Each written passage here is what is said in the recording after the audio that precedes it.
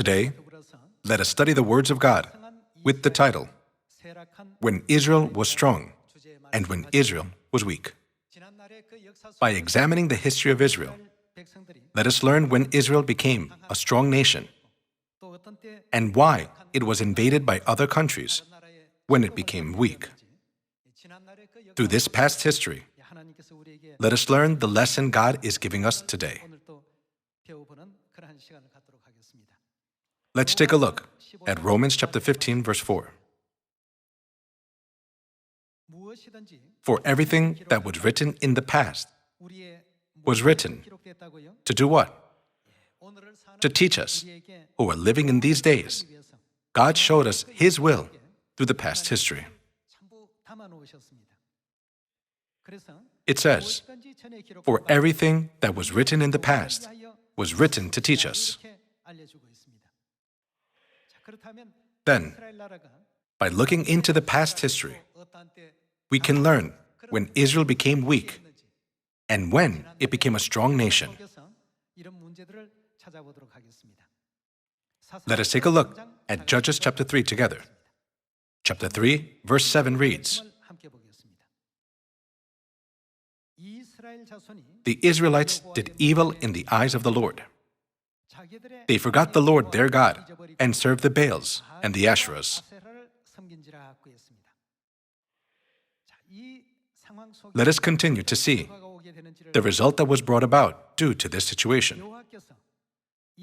The anger of the Lord burned against Israel, so that He sold them into the hands of Cushan-Rishathaim, king of Aram Naharaim, to whom the Israelites were subject for 8 years.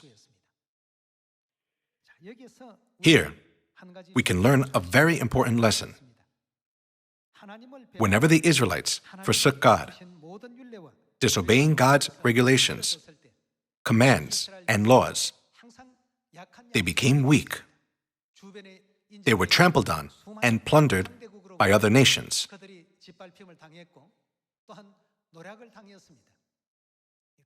This is a very important point. In our life of faith too, under which situations will our Zion become strong? And in which situations will it become weak? Everyone, please pay attention to this point. The Israelites were subject for 8 years. Verse 9. But when they cried out to the Lord, they cried out because they were in agony, living miserable lives. Don't you agree? When they cried out to God and pleaded with Him, He raised up for them a deliverer, Othniel, son of Kenaz, Caleb's younger brother, who saved them. The Spirit of the Lord came upon him, so that he became Israel's judge and went to war. The Lord gave Cushan-Rishathaim, king of Aram, into the hands of Othniel, who overpowered him. Peace was restored in the land of Israel. So the land had peace for 40 years, until Othniel, son of Kenaz, died. For 40 years, they served God diligently. They gave glory and thanks to God for His grace, and enjoyed peace for 40 years. The reason Israel could enjoy peace is because they became a strong nation. A nation is able to enjoy peace when it becomes strong. In those times, weak nations were always trampled on by stronger ones. Thus, the Israelites followed God's will for 40 years, and as a result, they could enjoy a time of peace for 40 years. Now, let's take a look at verse 12. Once again, the Israelites did, what did they do? Evil acts always cause great problems. As they forsook God's teachings and disobeyed God's commandments, they grew further and further away from God. God was grieved whenever the Israelites were deceived and fell into the temptation of following evil pagan customs.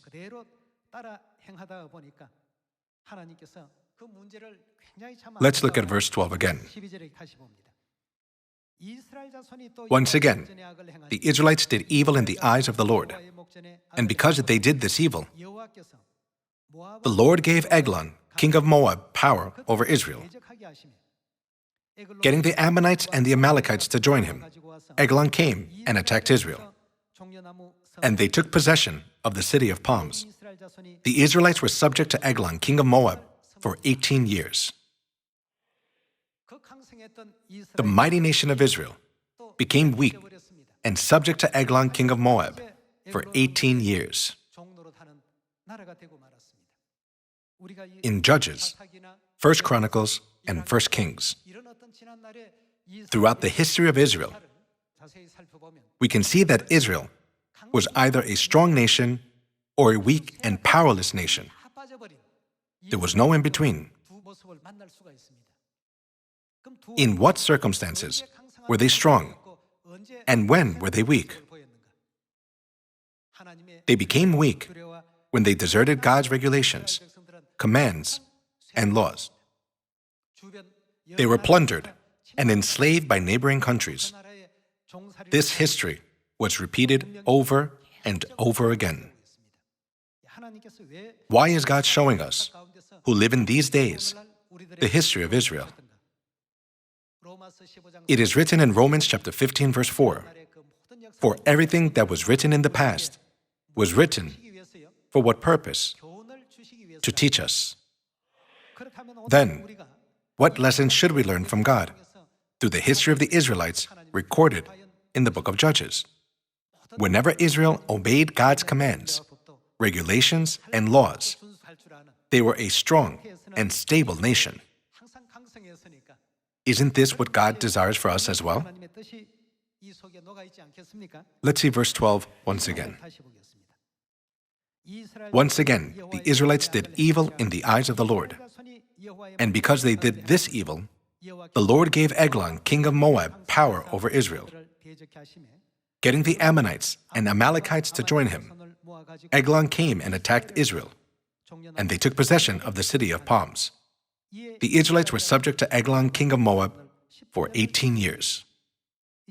When it says the Israelites were subject to Eglon, king of Moab, it means that they were conquered by Moab and became their slaves. In other words, they lost the battle. Verse 15.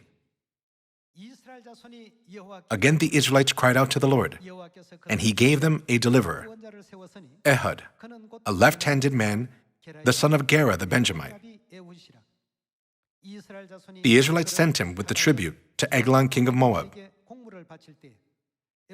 Now Ehud had made a double-edged sword, about 1.5 feet long, which he strapped to his right thigh under his clothing. He presented the tribute to Eglon, king of Moab, who was a very fat man. After Ehud had presented the tribute, he sent on their way the men who had carried it.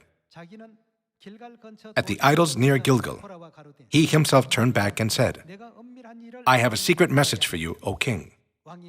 The king said, "Quiet," and all his attendants left him.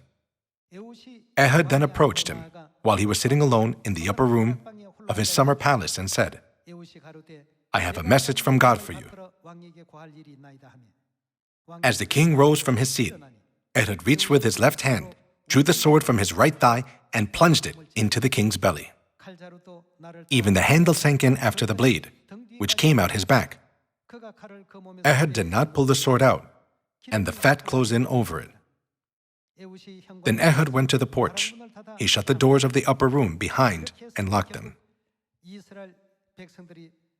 As we can see, later on the Israelites were emancipated from Moab. Let's go to verse 30. That day Moab was made subject to Israel, and the land had peace for 80 years.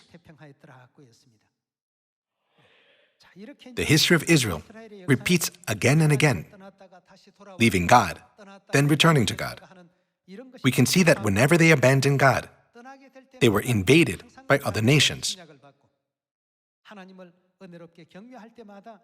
Whenever they came to revere God, it was then that they became strong, enjoyed peace, and also received tribute from neighboring countries. Let's look at chapter 6, verse 1. Again, the Israelites did evil in the eyes of the Lord, and for 7 years he gave them into the hands of the Midianites. Here, we can see history repeat itself. Israel continued committing evil acts, then returned to God after repenting. Whenever they returned to God, they would become a strong nation and receive tribute from surrounding countries, owing to God's favor. However, later on, the Israelites would lose a battle and then had to pay tribute to other countries. They went through the cycle of becoming weak and then strong. In the Bible, we can easily pinpoint the moment when Israel was strong and when it was weak. Here, it says that the Lord gave them into the hands of the Midianites for 7 years. Verse 2. Because the power of Midian was so oppressive, the Israelites prepared shelters for themselves in mountain clefts, caves, and strongholds. Whenever the Israelites planted their crops, the Midianites, Amalekites, and other eastern peoples invaded the country. They camped out on the land and ruined the crops, all the way to Gaza, and did not spare a living thing for Israel, neither sheep, nor cattle, nor donkeys. They came up with their livestock and their tents like swarms of locusts. It was impossible to count the men and their camels. They invaded the land to ravish it. Whenever the Israelites did evil in the eyes of God, we can see these kinds of events occurring again and again. Verse 6. Midian so impoverished the Israelites that they cried out to the Lord for help. Here we can see in verse 25, when they cried out to God for help, He sent Gideon. Gideon was sent to save the Israelites out of the hands of the Midianites. This is how Israel became strong once again.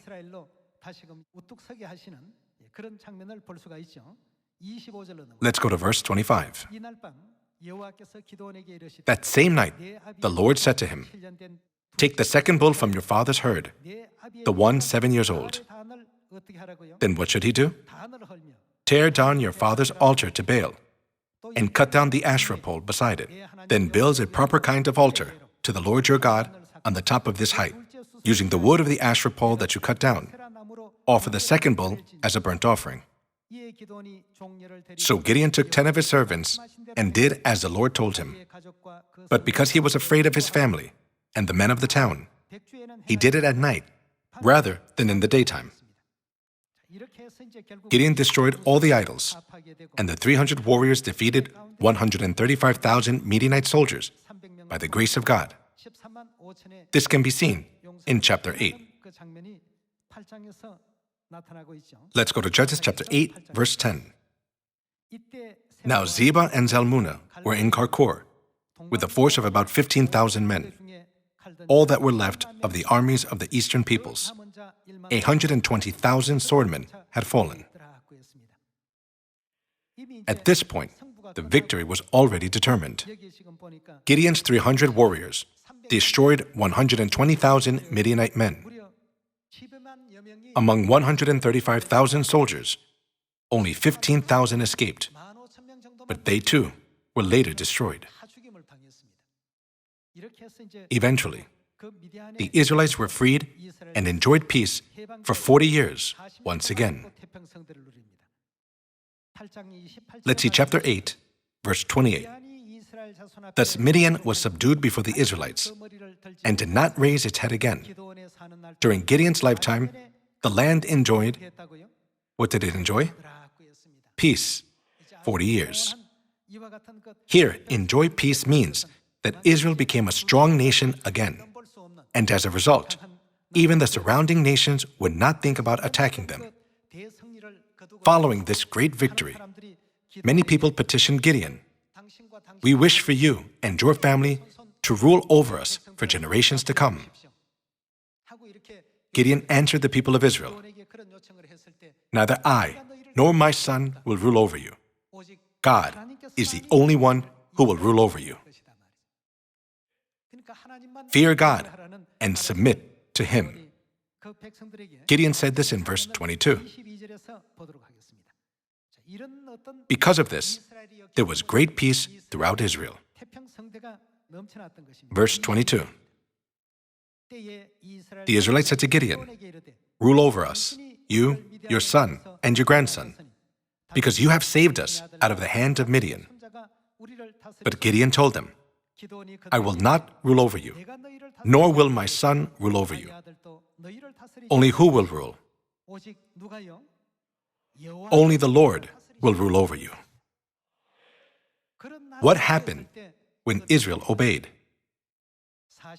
Do not the words, the land enjoyed peace 40 years, mean that Israel became a strong nation again? Through the history of the Israelites, recorded in the book of Judges, we can learn about what made Israel strong and what made it weak.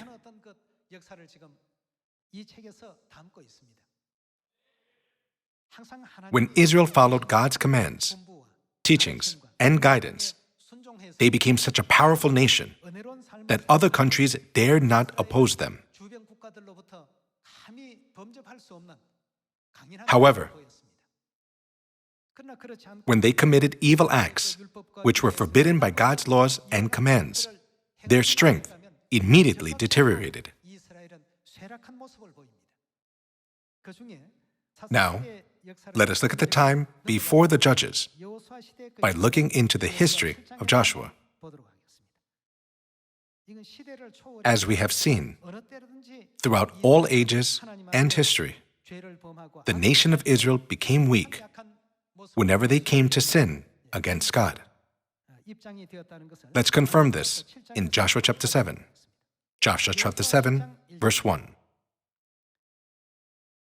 But the Israelites acted unfaithfully in regard to the devoted things. Achan, son of Carmi, the son of Zimri, the son of Zerah, of the tribe of Judah, took some of them. So the Lord's anger burned against Israel. Prior to Achan's sin, the Israelite army was powerful enough to conquer even a strong city like Jericho. However, after Achan sinned, what change took place with Israel's army? Let's see in detail in verse 2. Now Joshua sent men from Jericho to Ai, which is near Beth-aven to the east of Bethel, and told them, Go up and spy out the region. So the men went up and spied out Ai. This is the city of Ai. After spying on the city of Ai, when they returned to Joshua, they said, Not all the people will have to go up against Ai. Send 2,000 or 3,000 men to take it. And do not weary all the people, for only a few men are there.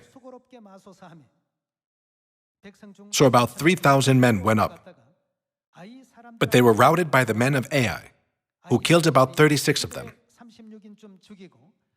They chased the Israelites from the city gate as far as the stone quarries and struck them down on the slopes. At this, the hearts of the people melted and became like water. Then Joshua tore his clothes and fell face down to the ground before the ark of the Lord, remaining there till evening. The elders of Israel did the same and sprinkled dust on their heads. And Joshua said, Ah, sovereign Lord, why did you ever bring this people across the Jordan to deliver us into the hands of the Amorites to destroy us? If only we had been content to stay on the other side of the Jordan. O Lord, what can I say now that Israel has been routed by its enemies? The Canaanites and the other people of the country will hear about this, and they will surround us and wipe out our name from the earth. What then will you do for your own great name? The Lord said to Joshua, Stand up. What are you doing down on your face? Israel has sinned. They have violated my covenant, which I commanded them to keep. They have taken some of the devoted things. They have stolen. They have lied. They have put them with their own possessions. Joshua was surprised at how weak the once mighty Israelite army became. Previously, God had greatly strengthened Israel, that they were able to win a victory over the formidable city of Jericho. Now, however, they became so helpless, trembling with fear, that they were not even able to defeat the small city of Ai. What was the reason? They committed wickedness against God. Regardless of whether their wickedness was hidden or in plain sight, so long as wickedness existed, Israel could not help but become a weak and powerless nation. On the other hand, although their enemies seemed so formidable that they themselves looked like grasshoppers in their own eyes, what would happen when they obeyed all God's laws, regulations, and commandments? Didn't God help them and give them great strength to destroy all their enemies? Therefore, we must learn an important lesson through the history of what made Israel weak or strong. Today, let us ask ourselves, how should I live my life for the gospel to be preached from Samaria and to the ends of the earth? Everyone, isn't the answer obvious? We must always be on God's side, doing all things together with God in every aspect of the gospel work. When we faithfully keep all God's regulations, commands, and laws, will not the gospel work be completed? Let us learn the same lesson through a teaching in Acts chapter 5. Acts chapter 5, verse 38.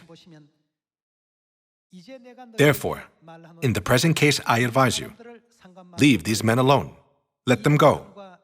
For if their purpose or activity is of human origin, what will happen? Because it is weak, it will fail. But if it is from God, you will not be able to. What can they not do? No matter how many people come, with whatever authority they come with, they will never stop these men. You will not be able to stop these men. You will only find yourselves fighting against God. Everything must come from God, whether it is the method of preaching or the regulations of the truth.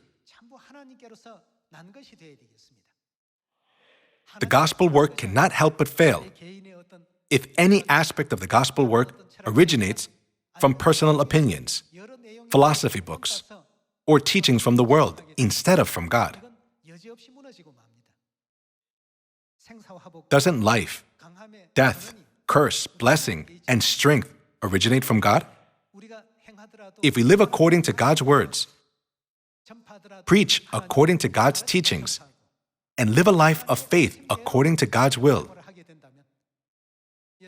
then our enemies will remain far from us, the children of God. Please, pay close attention to when the Israelites were a strong and powerful nation in history. And also pay close attention to when they became weak. Their strength was not contingent on their number, whether many or few. Didn't God grant them strength to overcome 135,000 with only 300 men? However, God showed that even a vast army was weak, being chased off by an army of a very small city when they did not keep God's commands. The history of Israel, recorded by God, serves as a lesson for us today. Gamaliel, a teacher of the law, knowing this said, "Pay attention to whether their teachings and actions come from God or from men." Did the Sabbath day originate from men? Did the Passover originate from men? All the teachings that the saints of the early church followed originated directly from Christ. Given this, how could such a strong people ever be stopped? Some people might have physically hindered them, but their spirit could never be broken. That is why the gospel of Jesus Christ was instantly preached to all the regions of Israel and spread even to the neighboring countries, such as Italy, Greece, and all throughout Europe. If these teachings and activities come from human origin, it will fail in the end. However, if it is from God, it will never fail. God is clearly awakening us through these words. Let us see one more verse in 2 Kings chapter 17. By carefully examining the history of the Israelites, who became weak when they did evil, We must learn to obey God's commands, regulations, and laws that He has entrusted to us. Let's turn to chapter 17, verse 37. God gave us the words, "You must always be careful to keep the decrees and ordinances, the laws and commands He wrote for you. Do not worship other gods. Do not forget the covenant I have made with you. And do not worship other gods. Rather, worship the Lord your God. It is He who will deliver you from the hand of all your enemies." Israel did not become strong because they were innately strong. Rather, it was because God was with His people, who kept His commands, regulations, and laws, and led them to the path of victory by granting them much wisdom and strength. Ultimately, victory depended on whether God was with them or not. When God was with them, they became strong. When God left them, because of their evil deeds, they became weak.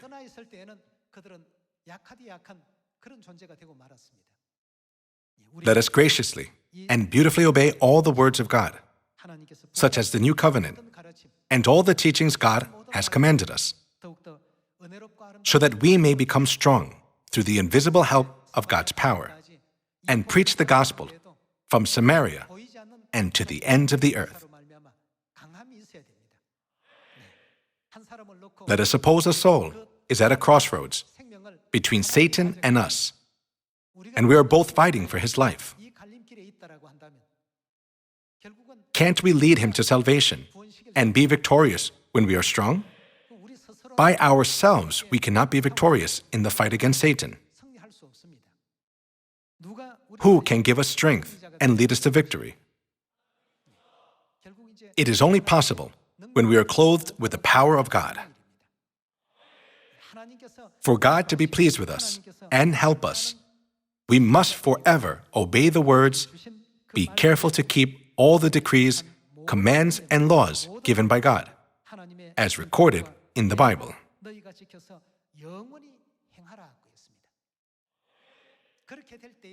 When we do so, God will grant us great strength and lead us to victory.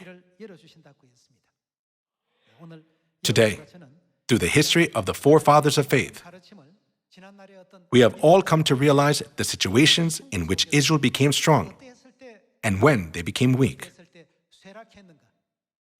I hope that all people of Zion will live according to the teachings of God. By this, I would like to conclude today's sermon. Thank you very much.